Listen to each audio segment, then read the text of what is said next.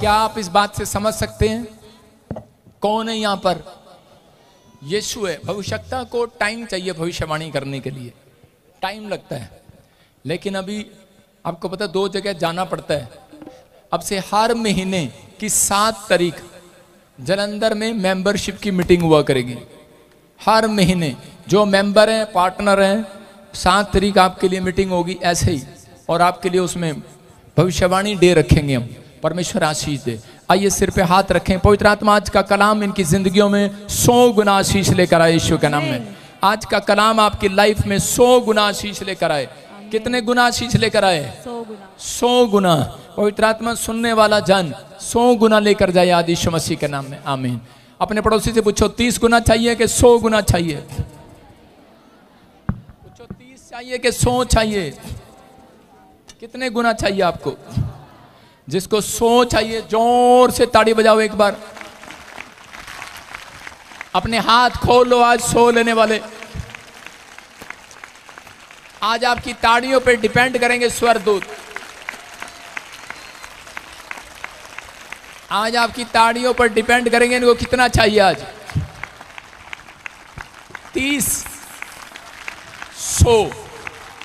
जिसने जोर से बजाई है उसको 100 मिले आज। बोलो हालेलुया। हालेलुया। आपकी समझ में आया? जिस आपको 30 लेना है, 100 लेना है, आपके ऊपर डिपेंड करता है, पास्टर के ऊपर डिपेंड नहीं करता। आप हालेलुया बोलते हैं, आप प्रार्थना करते हैं, आप वचन पढ़ते हैं, आप गीत गाते हैं, आपको 30 चाहिए, 100 चाहिए, परमेश्वर के सामने कर आपका नेचर डिपेंड करता है कि आप कितनी देर प्रार्थना करते हैं, आप कितनी देर वचन पढ़ते हैं, आपको 100 मिलेगा। इसहाक ने पूरा दिन परमेश्वर को दिया, याकूब ने पूरा दिन परमेश्वर को दिया, परमेश्वर ने उसको 100 दिया। बोलो हालेलुया। 100 गुना दिया, 100 गुना। आज हर व्यक्ति का सवाल है ये कि मेरी लाइफ में ये दुख तकलीफ क्यों आई है? आप नहीं जानते हैं कि किसी की ग्रोथ करने से पहले उसके ऊपर परमेश्वर तूफान भेजता है। समझ रहे हैं? परमेश्वर किसी को ग्रोथ करने से पहले, किसी की प्रमोशन करने से पहले, बड़े लेवल पर ले जाने से पहले उसके पास तूफान भेजता है। और जब वो तूफान में अगर वो संभल जाता है तो उसी समय परमेश्वर उस व्यक्ति की ग्रोथ करना स्टार्ट करता है, रातों रात में ग्रोथ करना स्टार्ट करता है। अगर मैंने बताया चाइनीज पेड़ है, एक बूम पेड़ है, वो उसको जब पैदा करते हैं तो किसान तो उसको 5 साल तक पानी देता रहता है, सिर्फ वो 5 फुट की हाइट पर ही टिका रहता है। 5 साल वो 5 फुट पर रहता है लेकिन बढ़ता नहीं है। लेकिन जैसे ही कहते हैं एक ही रात में जब वो मालिक उठकर देखता है अगले दिन, एक ही रात में वो 5 फुट से 80 फुट तक चला जाता है एक रात में। तो इसका मतलब ऐसा टाइम आएगा आपका, कहता बेशक नहीं बढ़ रहे हो, वहीं को सब कुछ लग रहा हो कि वहीं खड़ा है, सबको लग रहा होगा कि शायद मैं से आगे नहीं जा सकता, शायद मेरा बिजनेस रुक गया है, मेरे हालात रुक गए हैं, मेरी सिचुएशन ठीक नहीं है, मैं अब इससे ज्यादा आगे नहीं बढ़ सकता। मैं कमाता हूं, मैंने साउंड लिया है, मैंने टेंट लिया है, या मैंने कोई हलवाई का काम किया है या बिजनेस शुरू किया है, लेकिन मैं वहीं रुक गया हूं, या मेरी सेवकाई में 100 लोग आ रहे हैं, इससे ज्यादा नहीं हो सकता। परमेश्वर कह रहा है आपकी समझ है ये, परमेश्वर की सोच ऐसी नहीं है। परमेश्वर एक रात में बूम लेकर आएगा, बूम ग्रोथ होगी आपकी यीशु मसीह के नाम में, एकदम से बढ़ेगा, एकदम से बढ़ेगा। आप 100 गुना तक जाएंगे यीशु मसीह के नाम में। क्या आप तैयार हैं कि नहीं? चेले नाव में जा रहे थे और नाव में क्या हुआ कि तूफान आ गया। जब तूफान आया तो उसी समय चेले हल्ला मचाने लगे, कहने लगे यीशु मसीह हम तो तेरे साथ रहते हैं, तू हमारे साथ है, इतनी प्रार्थना करते, इतनी बाइबल पढ़ते, और तेरे साथ रहते हुए तूफान आ गया और तू हमारी सुन नहीं रहा। और यीशु मसीह सो रहा था। और उसी समय चेले इतने घबरा गए, लेकिन उनकी इतनी हिम्मत भी नहीं हुई कि वो यीशु मसीह से पूछ सकें कि ये तूफान हमारी लाइफ में क्यों आया। लेकिन उसी समय यीशु मसीह को जब उन्होंने जगाया, उन्होंने कहा यीशु मसीह उठो। यीशु मसीह ने कहा अरे, कह रहा जागने का टाइम तुम्हारा है तूफान में, मेरा नहीं है, मेरा टाइम सोने का है। कहता कि तुम्हें जगाना चाहिए, तुम्हें प्रार्थना करनी चाहिए। लेकिन उस समय में कहता वो क्या कर रहे थे? हल्ला मचा रहे थे। आज बहुत सारे लोगों के जीवन में जब दुख आती है, तकलीफ आती है, तो वो प्रार्थना नहीं करते, दोस्तों के पास भागते हैं, रिश्तेदारों के पास भागते हैं, फोन करते हैं। लेकिन आज चाहे कुछ भी हो, लेकिन उसी समय घुटने टेको और प्रार्थना करो। परमेश्वर का आत्मा कहता है वो तूफान शांत होगा। और लेकिन अगर जब शांत होगा, जो तूफान आपने पैसे से शांत कराया, जो तूफान आपने अपने रिश्तेदारों को कहकर या किसी सिफारिश से शांत कराया, तो परमेश्वर का आत्मा कहता है वो तूफान फिर आ सकता है, लेकिन अगर आपने घुटने टेक कर प्रार्थना की है, तूफान शांत कराया है, तो उसके बाद एक बड़ी प्रमोशन आती है यीशु मसीह के नाम में। एक बड़ी प्रमोशन आएगी, बड़ी गवाही आएगी आपकी यीशु मसीह के नाम में। एक तूफान के बाद कहता है कि एक तरक्की जरूर आती है यीशु मसीह के नाम में, लेकिन कब? कहता है प्रार्थना के बाद। और उस समय में जब उन्होंने यीशु मसीह को उठाया और यीशु मसीह उठा और उसने तूफान को डांट तो दिया, लेकिन उसी समय चेलों को डांट लगाई थी। उनको कहा था, कह रहा कि तुम अल्प विश्वासियों, कह रहा कि तुम क्यों विश्वास नहीं कर पाए कि इस तूफान को शांत करने वाला तुम्हारे साथ है, तुम विश्वास क्यों नहीं कर पाए? इसका मतलब वो डांट रहा था कि इस तूफान में तुम्हें प्रार्थना करनी थी, इस तूफान में तुम्हें ये काम करना था। लेकिन जब वो झील के पार गए और उसके बाद उनको पता लगा, कहने लगे अरे यार अब समझे हम, ये हमारी लाइफ में तूफान क्यों आ रहा था, ये तूफान हमें झील के पार जाने से क्यों रोक रहा था। क्योंकि उस समय में उनको मालूम था कि केवल यीशु मसीह नहीं आ रहा, वहां पर एक पागल व्यक्ति था जो संगलों से बंधा हुआ था, और वो पागल था, बिल्कुल सालों साल से पागल था। उसके अंदर हजारों दुष्ट आत्मा उसके अंदर बैठती थी और लोग उससे परेशान थे। एक बड़ा मिराइकल करने जा रहा था यीशु मसीह, और शैतान को पता था कि झील में, कह रहे कि नाव में बैठा हुआ यीशु मसीह, एक बड़ा अभिषेक पास्टर आ रहा है, लेकिन उसके साथ उसके अनॉइंटिंग चेले भी आ रहे हैं उसके साथ साथ। कह रहा इसलिए, कह रहा उसने इतना जोर लगाया कि वो शैतान, कह रहे तूफान में उसकी नाव पलटना चाहा, उनको मारना चाहा, उनके बीच में फूट डालना चाहा, लेकिन वो रोकना चाहता था उन्हें, क्योंकि उसे पता था, कहता है कि अगर ये झील के पार आ गए, अगर मैं इनकी जिंदगी में तूफान लाऊंगा, तो उसके बाद कहता है कि अगर ये नहीं रुके, कह रहा है कि ये तो बड़े काम पर जाएंगे, आज बड़ा काम करके जाएंगे, आज ये कोई बड़ा काम करने वाले थे। और जैसे ही वो वहां पहुंचे और यीशु मसीह ने आदेश दिया और वो दुष्ट आत्मा सूरों में चली गई और वो आदमी बिल्कुल चंगा हो गया, सालों साल का पागल आदमी चंगा हो गया। इतना बड़ा मिराइकल देखने के बाद चेलों की समझ में आया, कहते ओहो, अपने सिर पे हाथ मारा, अब समझ में आया हमारी लाइफ में ये तूफान क्यों आया था, क्यों भेजा था शैतान ने तूफान। ये इसलिए भेजा था, उसको पता था कि हमारे ऊपर अभिषेक है, हम अभिषिक्त के साथ रहते हैं, हम जहां जाएंगे करा लोगों की समस्याएं खत्म हो जाएंगी यीशु मसीह के नाम में। आज कोई बड़ा मिराइकल होगा। करा अगर आज आप किसी भी परेशानी में हैं, अगर आपके जीवन में बार बार करा परेशानी आ रही है, अगर कोई तूफान आपकी लाइफ में ऐसा आ गया है जो आपको लग रहा है कि शायद हटने वाला नहीं है, मैं कह रहा हूं कि जब मैं नेपाल जाने वाला था उससे पहले ये आपके सामने देखा कि नहीं, मीडिया में चल गया सारी जगह, ये देखो ये देखो ये देखो, प्रॉफिट जी ने क्या कर दिया क्या कर दिया, पर्चा हो गया, ये हो गया वो हो गया। मैंने कहा ले भाई, मैंने कहा बड़ा तगड़ा तूफान आ गया, नेपाल की मीटिंग कैंसिल करने लगा।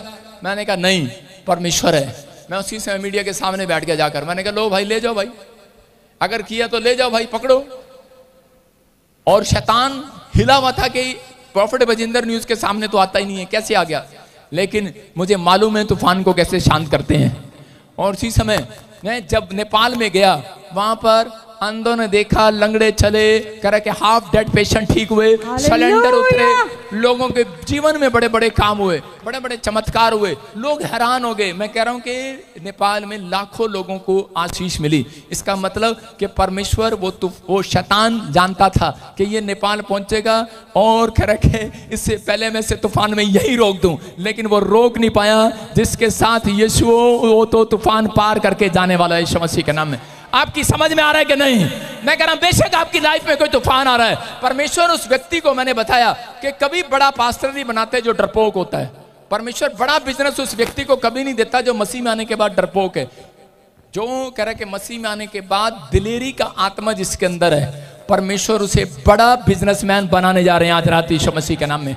क्योंकि आज कह रहा वो लोग अपनी लाइफ में सक्सेसफुल होंगे, लेकिन बहुत सारे लोग जो हैं तूफान से डर जाते हैं, तूफान से डर जाते हैं। शैतान हमले करता है, लेकिन बहुत सारे लोगों को नहीं मालूम, छोटी छोटी गलतियां कराता है, छोटे छोटे पाप कराएगा, क्योंकि उसको मालूम है मसीह लोगों को कहता अगर गिराना है तो वो बड़ा पाप कभी नहीं करते, छोटा पाप जरूर करते हैं। उनको बड़ा पाप का पता ही नहीं होता, बड़े पाप का पता है लेकिन छोटे छोटे पापों की नॉलेज नहीं होती उनको।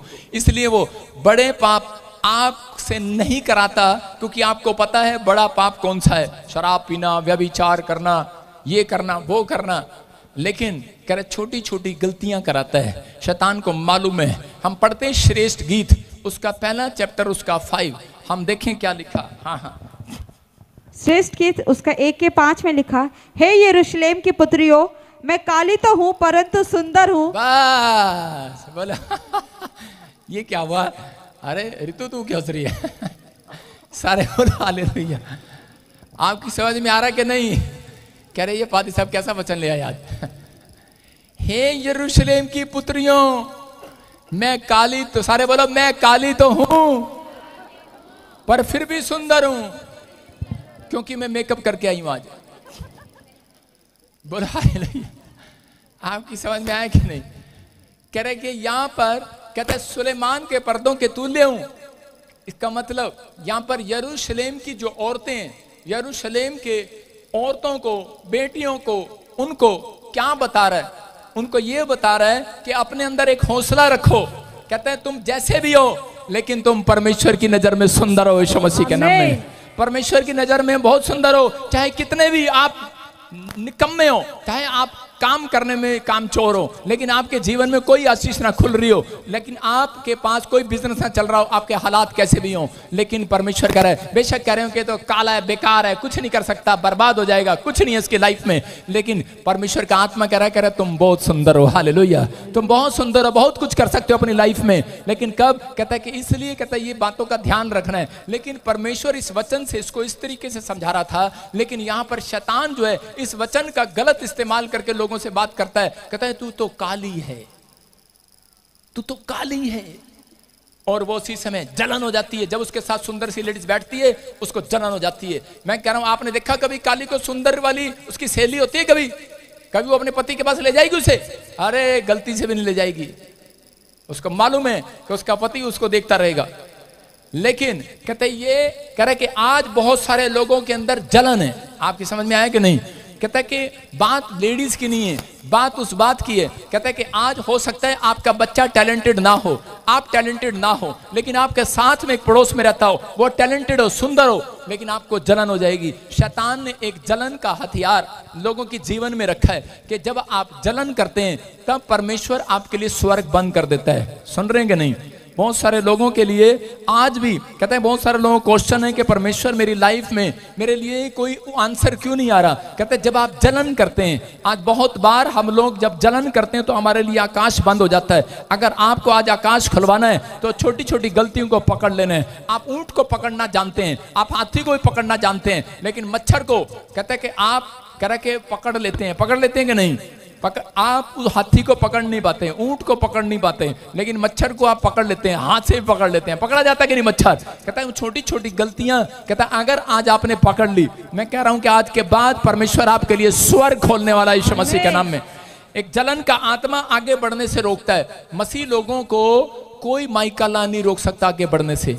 सिर्फ एक जो जलन, लूसीफर ने जलन किया परमेश्वर से, और उसने जलन में एक नकली स्वर्ग बना दिया, और आज भी वो नकली स्वर्गदूत बनकर लोगों के सामने घूमता है, नकली काम करता है। आज भी जलन का आत्मा कहता है अगर किसी के अंदर है, मैं कह रहा हूं उसकी लाइफ में तरक्की नहीं हो सकती। अपने पड़ोसी को पूछो जलन करता है तू? वो कहेगा नहीं करता, मैं तो जलता नहीं हूं आपसे। लेकिन जब आपके बराबर में वो कार लाकर खड़ा करेगा तो आपको उसका चेहरा देखकर पता लग जाएगा जल रहा है, फुस रहा है कि बिल्कुल फ्यूज हो गया। आपको बाद में पता लगेगा। माचिस की डब्बी देखी आपने? माचिस 1 रुपए की बिकती थी पहले, आज भी 1 रुपए की बिकती है। क्यों नहीं उसकी कीमत बढ़ी? ऐसे ही जो आदमी जलन करता है उसकी कीमत कभी नहीं बढ़ती, वहीं रहता है वो। अपनी लाइफ में कभी भी आज के बाद जलन नहीं करना। अगर आज आप जलन करते हैं, मैं कह रहा हूं आपकी कीमत परमेश्वर की नजर में कभी नहीं बढ़ेगी। लेकिन पवित्र आत्मा जानता है, प्रॉफिट बजिंदर ने आज तक किसी से जलन नहीं किया। मैं कह रहा जितना मर्जी रोक लो, बढ़ता जाऊंगा यीशु मसीह के नाम में, बढ़ूंगा, परमेश्वर का आत्मा काम करेगा। 2 भाई थे, एक छोटा एक बड़ा, और छोटे ने अपने बाप से कहा, कह रहा कि उड़ाऊ पुत्र था, और उसने क्या किया, उसने अपने बाप से कहा सारी संपत्ति इकट्ठी कर और बंटवारा कर दे। उसने उसका बंटवारा कर दिया, और बंटवारा करने के बाद वो पैसे लेकर कहता खूब घुमा फिरा, उसने अय्याशी की, शराब पिया, और उसके बाद जब वो सारा पैसा उड़ गया, बर्बाद हो गया, बर्बाद होने के बाद वो रोता हुआ, उसके पास काम नहीं है, खाने के लिए पैसे नहीं है, एक आदमी के पास पहुंच गया, बोला कह रहा है सूरों का काम दे दे। उसने कहा ये भी काम नहीं है तेरे पास, जिद करके उससे काम ले लिया। सूरों का काम ले रहा है, सूर चराने का काम ले रहा है, उसको सूरों के साथ खाना मिल रहा है, और उसी समय उसको ध्यान आता है ध्यान आता है कि यार कहता है इससे अच्छा तो मेरे बाप का घर था, चाहे जैसा भी था, लेकिन मेरा बाप मुझे खाने के लिए तो अच्छा खाना देता था। और उसी समय उसने फैसला लिया कि मैं आज अपने बाप के घर जाऊंगा, मैं फिर से तौबा करूंगा, मैं माफी मांगूंगा, तौबा करूंगा और परमेश्वर मेरी जिंदगी में काम करेगा और मुझे आशीष देगा। उसका फैसला लिया उसने, और वो जैसे ही अपने बाप के पास गया, उसके बाप ने उसे गले लगाया और उसके लिए दावत रखी। क्या रखी? दावत। और उसी समय एंजॉय किया। उसने कहा जाओ आज बकरा काटो, और कह रहा जाओ इसके भाई को भी बुलाओ दावत में। लेकिन उसका भाई जलने लगा, दावत में आने से इनकार कर दिया। बोलो हालेलुया, सारे बोलो हालेलुया। हालेलुया। हाँ एक मिनट उठो, आओ। दावत में जाने से इनकार कर दिया। क्यों? क्योंकि वो उसका भाई जो है वो जलने लगा। क्या कहने लगा? कहता मैं दावत में नहीं जाऊंगा। कहता मैंने अपने बाप की एक भी बात को कभी नहीं टाला, मैंने कभी भी आज्ञा को नहीं टाला, मैंने कभी भी ना नहीं किया अपने बाप को। जो कहा उसने मैंने किया, आज तक कोई कानून नहीं तोड़ा। लेकिन कहता है मेरे बाप ने मेरे साथ अन्याय किया, मेरे छोटे भाई के लिए इसने इतनी गलती किया, सारा पैसा उजाड़ दिया। और कह रहा जब घर आया, कहता बकरे कर रहा है, गांव को इकट्ठा कर रहा है, दावत मंगा रहा है। लेकिन कह रहा अब मैं, कहता जलने लगा, भूनने लगा, और उसके लिए स्वर्ग बंद हो गया, उसके लिए आशीषें बंद हो गई। मैं कह रहा हूं उस समय में वो आदमी जल रहा था, भुन रहा था। लेकिन बहुत सारे लोगों को मैंने देखा है अपनी लाइफ में, वो बड़े बड़े पास्टर हैं, बड़े बड़े विश्वासी हैं, बड़े बिजनेसमैन हैं, लेकिन मैंने उनकी लाइफ से मैंने देखा है सब कुछ खत्म होते। क्यों? क्योंकि वो अपनी लाइफ में जलन का आत्मा अंदर रखते हैं, इसलिए वो अब सब कुछ खत्म हो जाता है उनकी लाइफ से। लेकिन आज बहुत सारे लोग अपनी ये गलतियां करते हैं। हमसे भी, मेरे से एक बार किसी ने पूछा कि मेरे साथ एक दोस्त जा रहा था मेरा, ऐसा सा तकड़ा सा, और किसी ने पूछा करे आपके, करे मेरे दोस्त से पूछा करे आपकी सेहत का क्या राज है? मैंने कहा इसने एक भी दावत कभी मिस नहीं की, इसने एक भी इनविटेशन मिस नहीं किया, इसने कोई शादी नहीं छोड़ी, इसने को जहां रसगुल्ले ना खाए हो, इसने कोई किसी का बर्थडे नहीं छोड़ा आज तक। छोड़ा तुझे? मैं रसगुल्ले नहीं छड़े, बाकी मैं छाड़ दूंगी। मैंने कहा सुना, मतलब आपके सामने है कि इसने दावत एक बार भी नहीं छोड़ी। आपकी सेहत का राज, कहते इसकी सेहत का राज है, इसने कभी दावत नहीं छोड़ी। और आप अपने दिल पर हाथ रख के पूछो, आप कभी किसी की दावत में गए हो?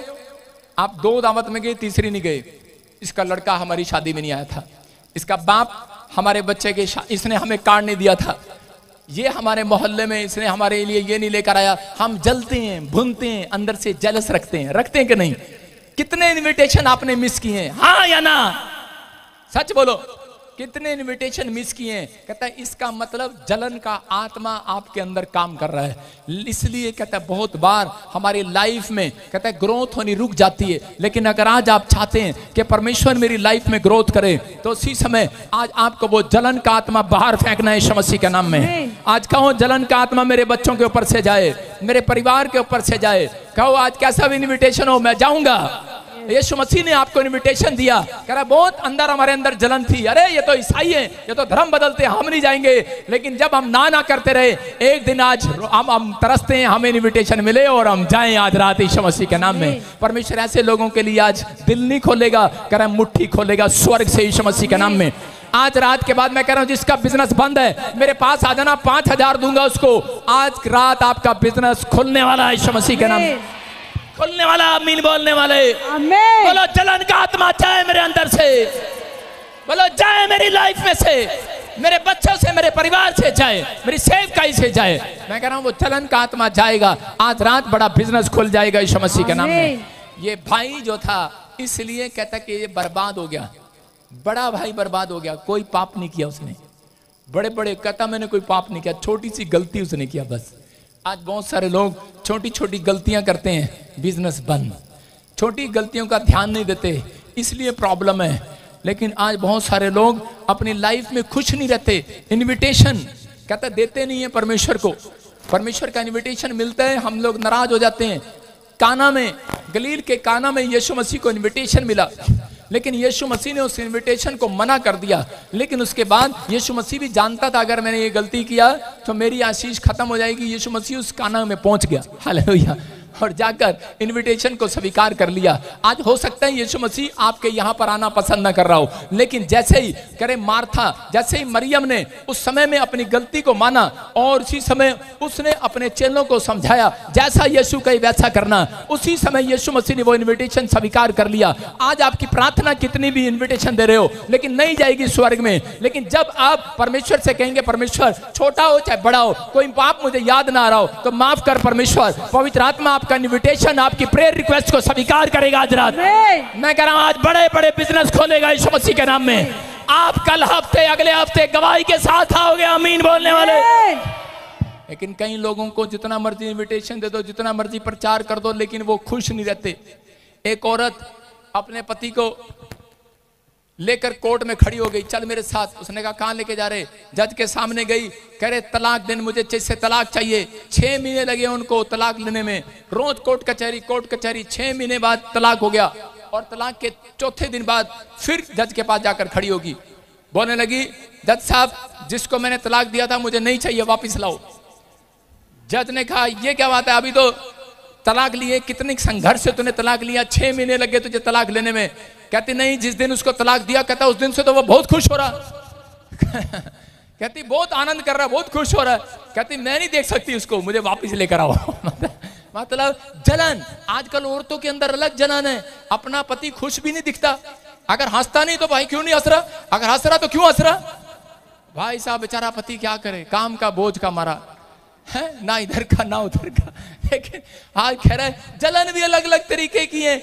जलन है, अरे भाई बिजनेस में जलन, सेवकाई करो तो आपने देख लिया जलन। हालेलुया, अरे क्या क्या जलन है, लेकिन लोगों को पता नहीं है, लेकिन हमें तो पता है भाई साहब। हम उस जलन में भी जलन का शिकार नहीं होते, हम परमेश्वर का धन्यवाद करते हैं। याद रखो अपना रिश्ता, निजी रिश्ता परमेश्वर के साथ ठीक रखो। लेकिन अगर आपने परमेश्वर के साथ ठीक रखा, इंसानों के साथ ठीक नहीं रखा तो प्रॉब्लम है। लेकिन मैं कह रहा हूं अगर आपने ठीक रखा है, दुनिया चाहे कुछ भी कहे। अभी क्या कहा था एकता ने पीछे स्टेज पर आकर 2-3 हफ्ते पहले, उसने कहा था हम तो चले मस्ती में, आग लगे बस्ती में।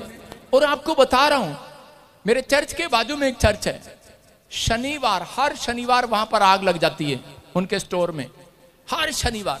वो बड़े बड़े साइंटिस्ट बुलाते हैं, मैं चंडीगढ़ की बात कर रहा हूं, वो अलग अलग साइंटिस्ट बुलाते हैं, अलग अलग। वो कहते हैं ये आग क्यों लग रही है। मैंने कहा ये आग तो ऊपर वाला ही बुझा सकता है।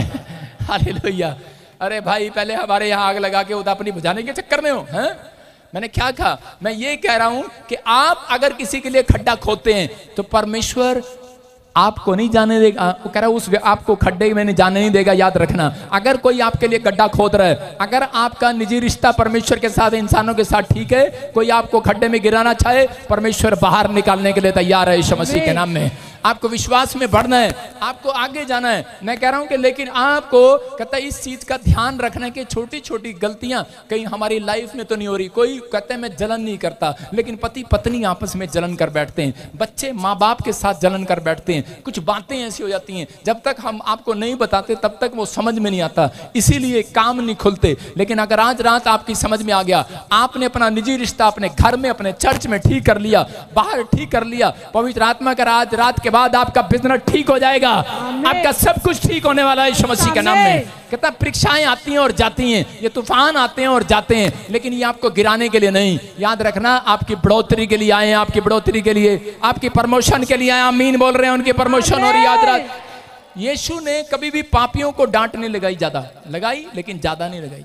ज्यादा डांट उसने धर्मियों को लगाई, जो अपने आप को बड़े प्रचारक बनते हैं, जो अपने आप को बड़े धर्मी बनते हैं, जो अपने आप को बड़े बड़े बातें करते थे। शास्त्रियों को लगाई, फरीसियों को लगाई, उसने उनको डांट लगाई, उसने इस चीज की उनको डांट लगाई। कहता कि आज भी कहता कि तुम घिनौने काम करते हो। मैं कह रहा हूं कि बहुत सारे लोग जो है माफ नहीं करते एक दूसरे को, लेकिन परमेश्वर चाहता है कि हम माफ करें। एक आदमी था, कहने लगा छोटी छोटी गलतियां आदमी की, वहीं इसी कारण से परमेश्वर नाराज हो जाता है। बहुत बार परमेश्वर काम करना बंद करता है। अगर आप तमीज से बात ना करें किसी के साथ, कोई आपकी भलाई करे, आप रोज किराने की दुकान पर जाएं, आपको उधार दे दो, उधार दे दो, अगर आप उसे बदतमीजी से बात करें तो वो आपको उधार देना बंद कर देगा। लेकिन जितना आप मुंह में गुड़ रखेंगे उतना आपको वो उधार देता चला जाएगा। लेकिन बहुत सारे लोग परमेश्वर से लेना तो चाहते हैं लेकिन मुंह में गुड़ नहीं रखना चाहते। एक बार एक व्यक्ति था और कहने लगा, जब उसका काम बंद हो गया तो कहने लगा, क्या जिंदगी दी परमेश्वर, बेकार सी, क्या पत्नी दी, सुनती नहीं है, करे क्या बच्चे दिए, कहना नहीं मानती, कहना नहीं मानते। बोलने लगा, क्या घर दिया, क्या नौकरी दिया, टूटा सा घर, बेकार सी नौकरी, बार बार कंप्लेंट पर कंप्लेंट, शिकायत पर शिकायत कर रहा था। तभी ऊपर से आवाज आई, सुन बे, और देखने लगा कहां से, करा सुन बे, करा नहीं जमता तो ऊपर आ जा, क्या जमता है ना, करा एडजस्ट कर लूंगा, करा नहीं एडजस्ट कर लूंगा, टूटा घर है एडजस्ट कर लूंगा, टूटा घर है, पत्नी एडजस्ट कर लूंगा, पति एडजस्ट हो जाएगा, बच्चे एडजस्ट हो जाएंगे, जो मर्जी करें एडजस्ट हो जाएगा। एक आदमी रोज मेरे कान खाता, एक आदमी मेरे रोज कान खाता, कहता पापा करा हमारा घर पता कहाँ है, वहां पर सामने, वहां पर है, वहां पे सवेरे सवेरे भोंपू बजता है, और फिर कहता है शुरू में कहता हम कहाँ जाए, हमारा घर चेंज कराओ, हमारा घर चेंज कराओ। मैंने कहा कैसे कराएं यार, मैंने कहा भाई अपने कान बंद कर ले, अपना दिमाग उधर लगा परमेश्वर की ओर, कहाँ कहाँ घर बदलेगा। आजकल भोंपू तो समझते हैं सारी जगह लगा हुए हैं, भों कहता सवेरे सवेरे लग जाते हैं, भों कहता आपकी समझ में है। मैंने कहा भाई मैं नहीं इसको हटा सकता, लेकिन वो रोज एक ही बात को, मैंने कहा परमेश्वर इसको समझा, इतना ही कहा। रात को सो रहा था, उसको हार्ट अटैक आ गया, आया नहीं, सपने में आ गया और सपने में उसको हार्ट अटैक आ गया और वो मर गया। और उसी समय थोड़ी देर बाद उसकी पत्नी ने उसको उठाया, क्या कर रहा है, उठ, कहता मर गया था, मैं तो मर गया था, सपने में मर गया था। कहते कह रहे कि आज परमेश्वर ने उससे सपने में बात किया, उसको कहा, कह रहा जमता है तो ठीक है, नहीं तो ऊपर आ जा। कह रहा नहीं मैं एडजस्ट कर लूंगा। कहता रोज तो पादरी को तंग करता रहता है।